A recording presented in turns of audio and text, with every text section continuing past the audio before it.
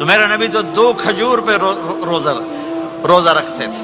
اور ایک بڑا خوبصورت واقعہ ہے رمضان کا، کہیں سے بکرے کی سری پکی ہوئی آ گئی تو آپ بڑے شوق سے کھا رہے تھے، اور ساتھ ارباز بن ساریہ بھی تھے، حضرت علی بھی تھے، اور حضرت مقداد بھی تھے. 3-4 آدمی سری کھا رہے تھے. بلال رضی اللہ تعالیٰ عنہ آئے کہ یا رسول اللہ سحری کا ٹائم ختم ہو گیا ہے، میں اذان دینے جا رہا ہوں، آپ کھانا پینا بند فرما دیں. اب میں کہا ٹھیک ہے. وہ باہر چلے گئے، اذان دینے لگے. پھر خیال آیا میں دیکھ لوں کہ آپ نے کھانا چھوڑا کہ نہیں چھوڑا. واپس آئے تو آپ کھا رہے تھے. کہا یا رسول اللہ واللہ لقد اصبحت، اللہ کی قسم صبح ہو گئی.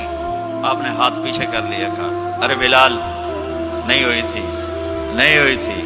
تیرے قسم کھانے پر اللہ نے پہلے نکال دیا اس کو کہ تیری قسم جھوٹی نہ پڑے.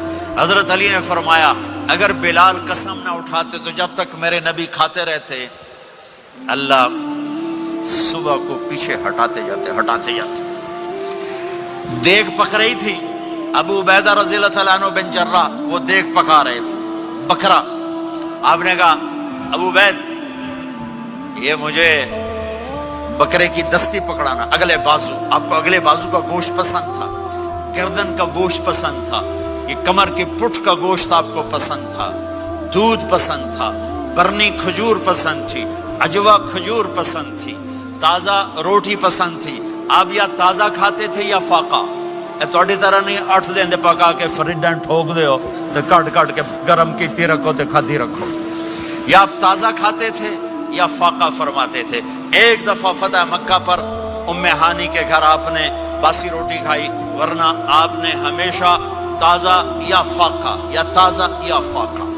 کبھی جس کھانے پہ رات گزر جاتی اسے نہیں کھاتے تھے. تسی ماشاءاللہ 8 راتوں جو کھدی جاندے.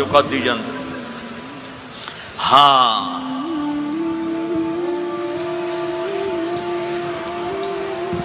تو کہنے لگے عبید یہ دستی پکڑانا. تو انہوں نے ایسے بکرے کا بازو نکال کے پورا آپ نے یوں پکڑا، نوچ کے پھینکا. کا دستی پکڑانا. آپ نے انہوں نے یوں نکالا ڈوئی سر، آپ نے پکڑا کھایا. کہا مجھے بکرے کا بازو دستی پکڑانا. کہا یا رسول اللہ بکرے کی 2 ہی ہوتی ہیں. آپ نے کہا تیرا بھلا ہو جائے، اگر تو میرے کہنے پہ ڈوئی ڈال دیتا جب تک میں کہتے رہتا اللہ مجھے نکال کے کھلاتا رہتا.